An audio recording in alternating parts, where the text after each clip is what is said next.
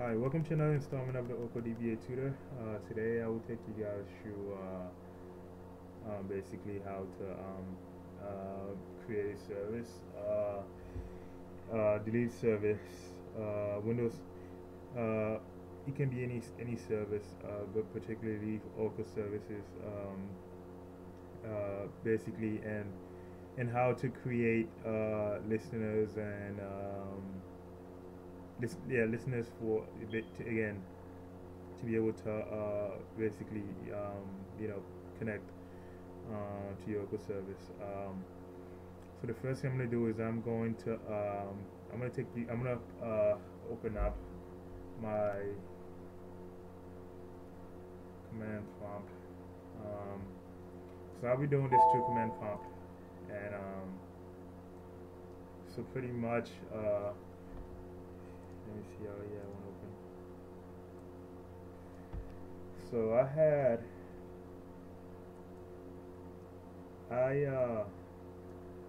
I'm actually I have this I have every like I have my local computer is on the C drive, but I have my local software on the D drive. So again, this is just some of the things that I was able to do with basically to create services to and do and also the same thing with the listeners. So first thing you have to do is you have to especially for Oracle, you have to be connected. But you know what? I'm gonna show this out. So first thing you do is SC, and then just so you guys know, to get to the services, you have to run. You get to the run prompt, and then type in services .msc. I already have mine open, so there you go. So I created all these different services. All these different Oracle services because I was working on different databases. So okay, so for example, if you wanted to do a delete for your service, you just type in sc delete, and then you type in the service name. So I'm going to pick on you know what, I can actually do any of these services because they are not working right now. So I'm going to pick on this one. It's not doing anything. So I am going to go to properties and then copy the service name. And then the reason why I do that is because this is you can't, like, I haven't found a way to copy it from here, so that's why I go to properties, and then you type in, you paste that, and your service is deleted. And then so if you try to go back to that service, it's gonna say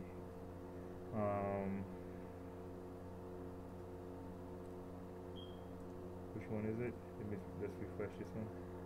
Okay, it's going to say disabled, so you have to stop it and then refresh.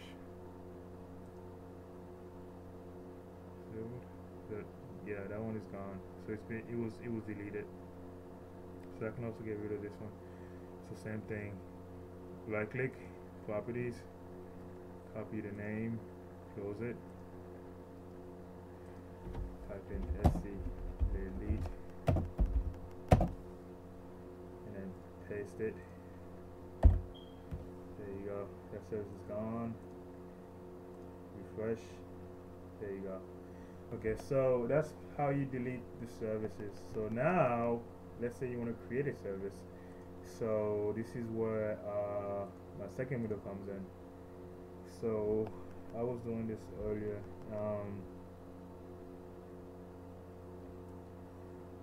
Let me see if I can find it.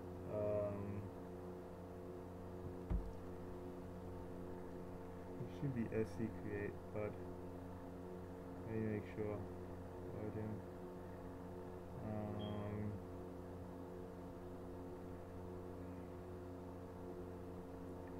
yeah, I definitely don't have that on here. So let me do this. I will.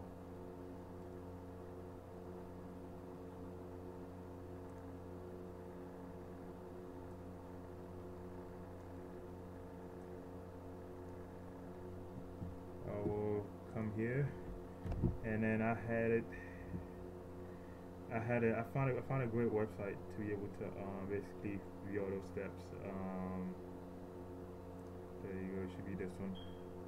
There you go. So pretty much on here, it's gonna tell you, how to create, how to delete, so and how to, especially when it comes to using Odin, which is a local utility for creating services. So I just showed you guys how to do the delete. Again, you can also do delete. This is really important. You can also do it manually by going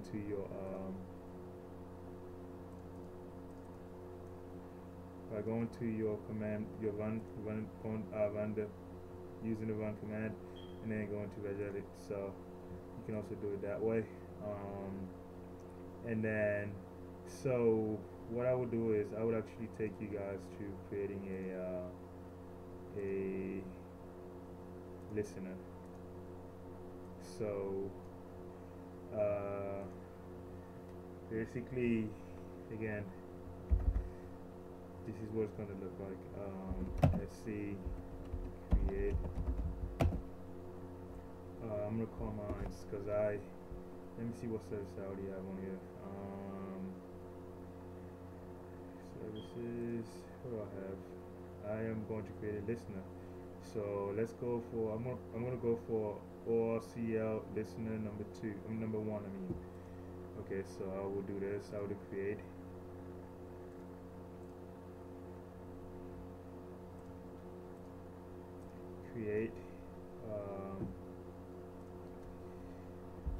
Over.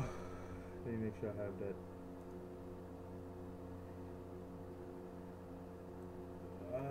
Man. Okay. Let me scroll down. So I just need to make sure I have the name right. Okay. Over. Oh. TNS listener.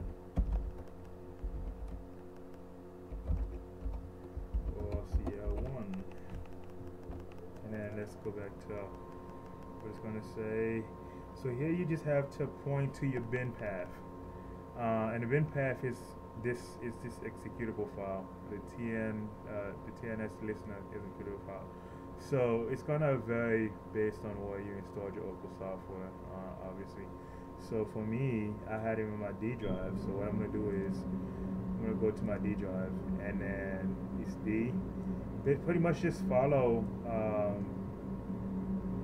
basically what where it's taking you. So it's gonna be D.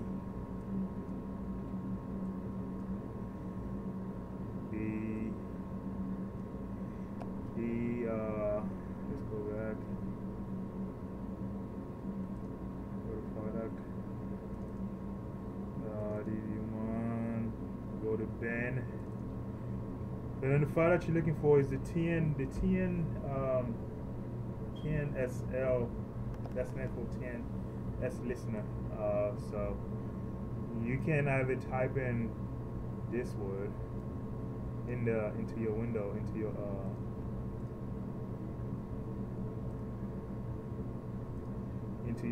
or you can just scroll down and find it. So come on, ST. Okay, this is the file. So what I'm going to do is I'm going to copy this, and I'm going to go to my window, my command prompt, and then I'm going to just again command prompt, and also what you have to do is you have to enclose the service name in with quotation mark, and then you type in bin path,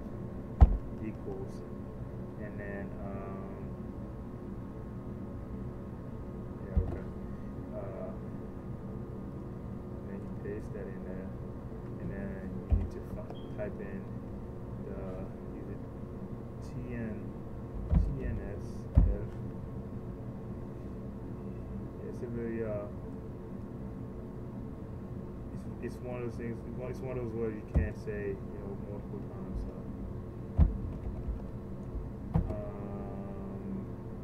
So this should be it. There you go. So basically, once you put that in, you've created yourself a listener. Basically, again, that's why you need to put. You need to have that. You need to find out what what the TNS file is. So it's gonna allow for the listener to be able to basically, you know, again, what we're doing is listening in to your local service, and then, you know, the local service would be where you have your local home located. So what you do is just to make sure we do have our service created. Let's do this.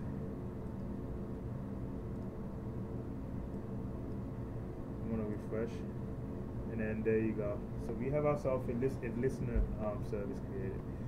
So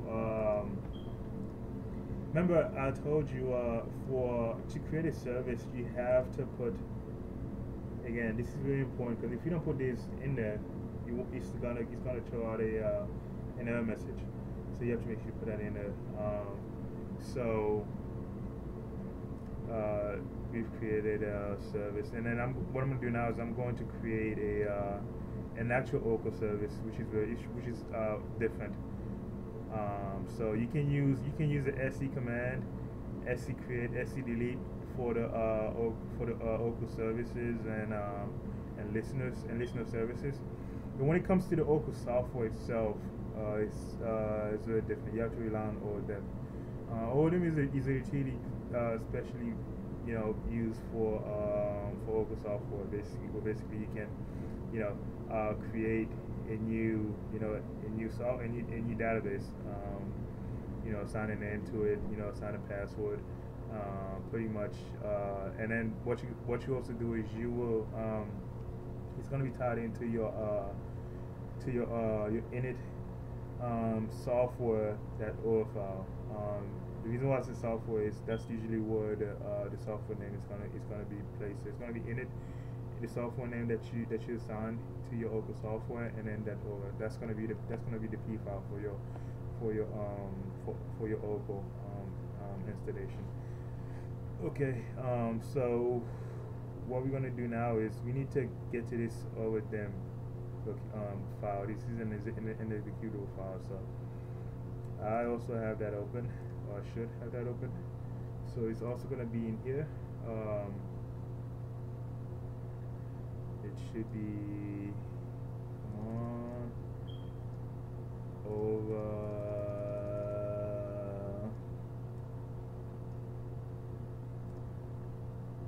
Them.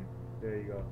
So what I'm going to do now is I'm going to like, I haven't tried it any other way, but like what I do is I just copy the path. I go to my command prompt. So I have this one open, and I have the second one open.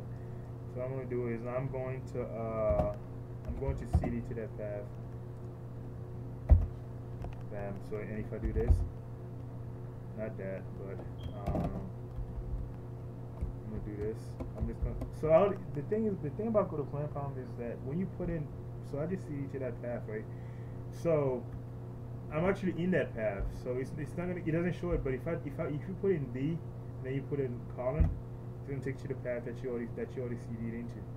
So so this is where I was. So I'm gonna put in over them, since I already know that ODEM is an executable file that's within my bin directory. So I am going to ODEM this, and then what I will do is I will assign. So I'm creating a new local service, by the way. So let's see. I already have 2-0. I'm gonna see if I can do you know what? First thing I'm gonna do is I'm going to actually just delete, or I'm gonna create an a service ORCL one, and then what I'm gonna do is I am going to basically just tie it into the again uh, you have to rely on the P file for this one, so I'm gonna tie it into the P file for ORCL, so it's gonna be ORCL and ORCL one. I'm gonna have the same P file, so what I'm gonna do is I will over them and then slash SID, and then also here like I kept running into this because this, the mistake that I made was that it wasn't this was a mistake. I had these two should be separated because this is the parameter and this is the value, so that was my mistake. But up here the way that it works is that with Oracle, if you type in new SID and if you type in let's say I just said I'm going to create ORCL1, you need to just put in ORCL1 because Oracle service is automatically going to be attached to that, so it's going to be Oracle service ORCL1. You don't have to type it. You don't have to type the entire thing. I kept making that mistake, and then I kept creating services that had Oracle service, back 2 times in a row. So I figured it out, and I hope you guys don't make the same mistake that I made. So ORCL 1, and then I assigned a user password. You can actually I think you can also do it in, you can do a user password, you can do an internal password, I think. Yeah, internal password. I'm not sure what that means, but like what I've been doing so far is mostly user password, and I've been assigning just random password to my software. So I'm assigning password DBA1. Okay, and then I'm going to assign max users 100. Start mode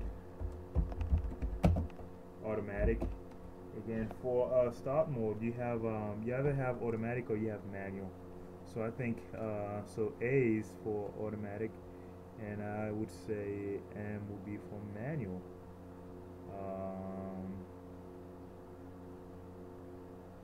Start mode auto. Just to make sure, start mode services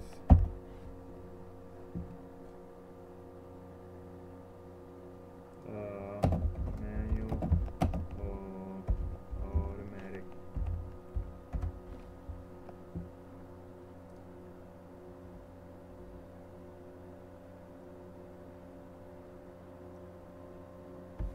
Let's find that.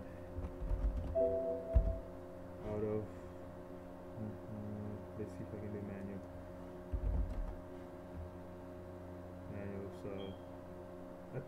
So I think A stands for again, A is for automatic, you type in A, and then M is for manual, you type in M.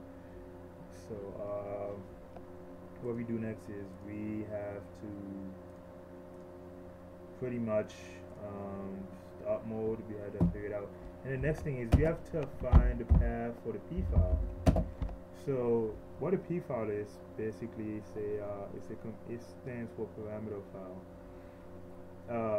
And you have, and especially in Oracle, you have these two files, parameter file, and you have this SP file, the server parameter file. Parameter file is a readable file, human readable file. So if you open that file, it's gonna be text that you can read. But the SP file is a binary file. So basically, it's just gibberish. Actually, you know what? Rather than just saying it to you guys, I'm going to show it to you.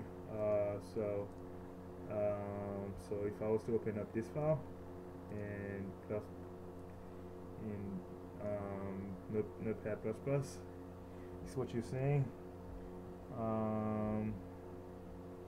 This is actually decent, more decent than what I've encountered in the past. So I'm gonna show you guys something even worse than what you just saw. So it should be in database again. So you can't like there's a lot of gibberish. You do kind of get a sense of what's going on, but again, it's gibberish, and it's not editable. You cannot open it and edit it. It's not gonna work. So what you have to do is you have to basically go to your P file, and basically with your P file you can make the change to your P file, and then create your SP file from the P file. So that's what I've been doing for all my services so far. So P file, I will let me find a location for it.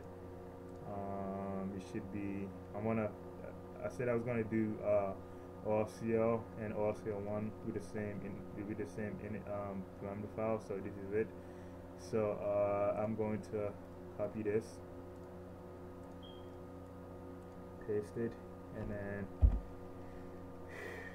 and then what I'll do is I will also copy this part and then paste it, and then so what I'm doing here is so now I'm getting ready to create myself an ORCL service, an Oracle service.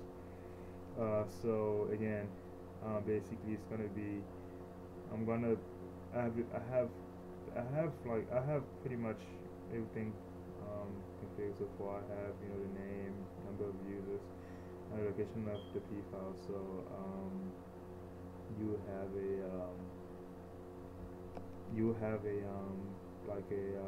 like the service itself will be able to interact with the software since you have the initialization parameters. And also what I forgot to mention is that when I say initialization parameters, this is what I'm referring to. Usually your software name. So the best way to think of it is this. So usually, typically you have an init file, which is a parameter file, and then also you have and also a file called SP file, which is your server parameter file.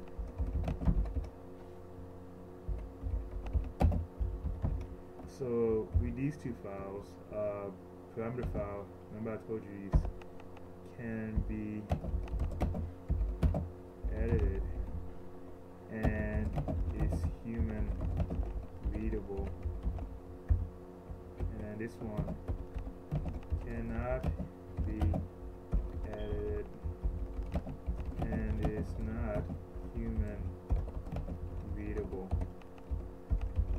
Okay, so typically you have this. You have an init.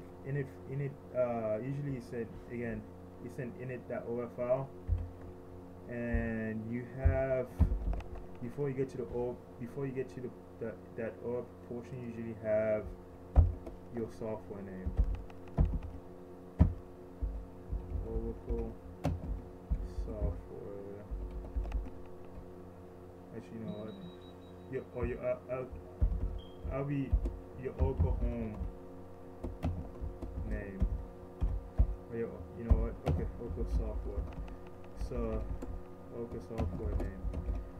So the reason why I say software name is like I have mine named as ORCL. So it's gonna say init ORCL.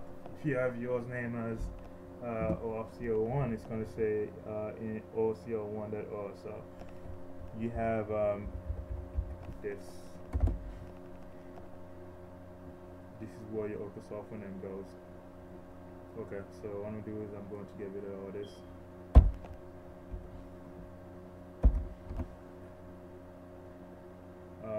And also, so let me go back and option new command and value for new command. Okay, what did I do wrong this time? Next users, DEA1. Okay, try again. LCL1. Say new.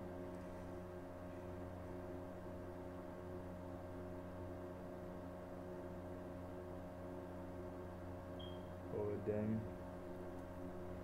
New. Or the new. password. No, so you see the mistake. So it's actually not. I have user password. It's actually USR. There's no E. There you go. Instance created. And if you see, I go to my services, and it's gonna show that I have myself a brand new service for my ORCL1 software. So there you go, RCL Oracle service RCL1. So there you go. You have yourself a brand new service.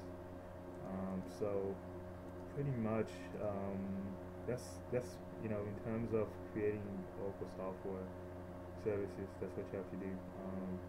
And also the good site, a good reference site that I found was this website. If you guys want to check it out, like you go on here and basically they can take you guys through the create, delete, and how to use all of them. It's a very useful website.